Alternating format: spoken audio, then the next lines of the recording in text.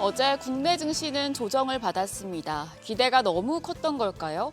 엔비디아 실적이 좋았으니 반도체 섹터가 강세를 보일 수 있겠다. 또 최근 시장이 선방하고 있으니 배당락 영향이 적겠다고 생각을 했지만 결국의 시장은 엔비디아와 배당락 영향으로 하락했습니다. 간밤 뉴욕 증시에서 기술주가 급락했는데 이제는 국내 증시가 뉴욕 증시와 디커플링되며 더 올라가기는 힘들 것이라는 우려의 목소리가 나옵니다. 오늘 시장 방향이 중요하겠는데요. 어제장 복귀하면서 오늘장 투자 포인트 체크하시죠. 코스피는 0.7% 하락해서 2620선으로 내렸고 코스닥은 약보합이었습니다. 엔비디아 실적이 시장 예상치는 웃돌았지만 투자자들의 기대치에 미치지 못한 점, 그리고 트럼프의 관세 관련 불확실성이 커지며 하방 압력을 받았습니다. 특히 코스피가 코스닥보다 더 크게 떨어졌는데 배당락기를 맞은 가운데 시가총액이 높고 배당 수익률이 높은 종목들이 대부분 코스피에 집중된 영향입니다. 유가증권 시장에서 메이저 수급 주체 모두 팔자 포지션을 취했습니다. 외국인이 2,377억 원 순매도했고 기관도 2,780억 원 가까이 매도 우위로 지수를 끌어내렸습니다. 개인만 4,900억 원 가까이 대거 매수했습니다. 한편 연기금도 39거래일 연속 사자 행진을 이어갔습니다.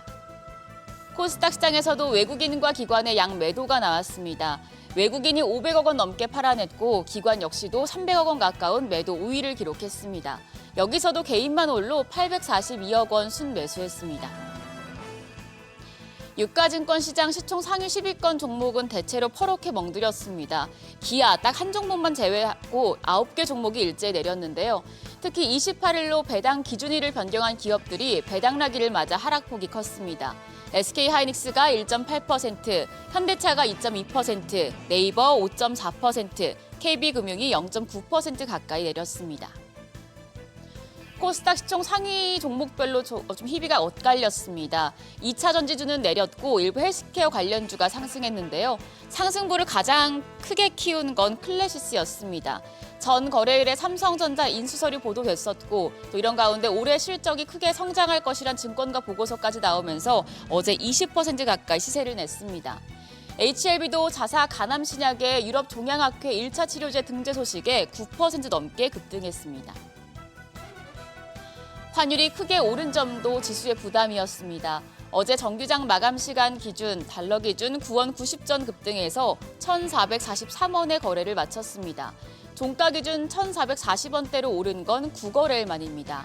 미국의 유럽 관세 부과에 따른 외환시장 불안이 영향을 미쳤습니다. 이후에 환율은 야간 거래에서 오름폭을 더 키웠습니다.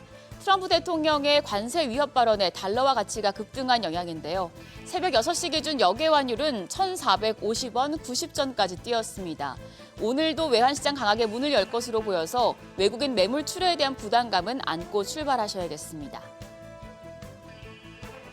국내 상장 기업 중 지난해 결산 배당 기준일을 2월에서 4월 사이로 옮기는 기업들이 늘어나면서 이른바 벚꽃 배당 종목에 대한 투자자들의 관심이 커졌습니다. 그런데 이 벚꽃 배당에 대한 기대 때문에 어제 국내 증시는 오히려 큰 영향을 받았습니다. 오늘을 배당 기준일로 정한 종목이 44개에 달합니다. 이들 종목을 통해서 배당을 받기 위해서는 배당 기준일 이틀 전까지 주식을 보유하고 있어야 하고 또 배당락일인 전날부터는 배당을 받을 권리가 사라지기 때문에 어제 매물이 출회됐었죠. 문제는 다음 달에도 적지 않은 종목이 배당 기준일로 설정돼 있어 충격이 예상된다는 점입니다. 특히 3월 31일에 현대글로비스와 포스코인터내셔널, LG유플러스, 롯데지주 등 시가총액이 수조 원에 이르는 기업도 포함돼 있어서 3월 28일에 대거 배당락이 발생할 전망입니다. 어제 시장이 배당락일에 흔들렸던 만큼 다음 달 배당락일도 해당 종목들 미리 체크하시고 대비하시기 바랍니다. 그럼 오늘 시장 준비하시죠. 오늘 미국 천식 알레르기 면역학회가 개최되고 아이폰 보급형 모델이 국내 출시됩니다. 이제 가장 중요한 건 장 마감 후에 이뤄지는 MSCI 지수 리밸런싱입니다.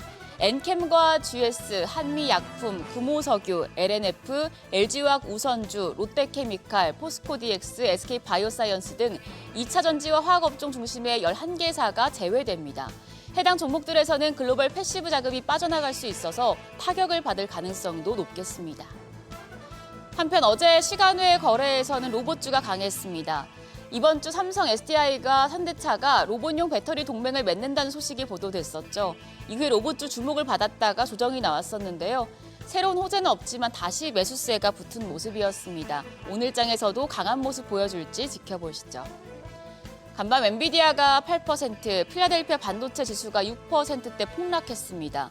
역외 환율도 1,450원대까지 높아진 상황이어서 반도체주 급락과 고환율에 따른 외국인 매물 출회를 모두 소화해야 하는 우리 시장입니다. 오늘은 안전벨트 단단히 매시고 개장 준비하셔야겠습니다. 지금까지 어제장 오늘장이었습니다.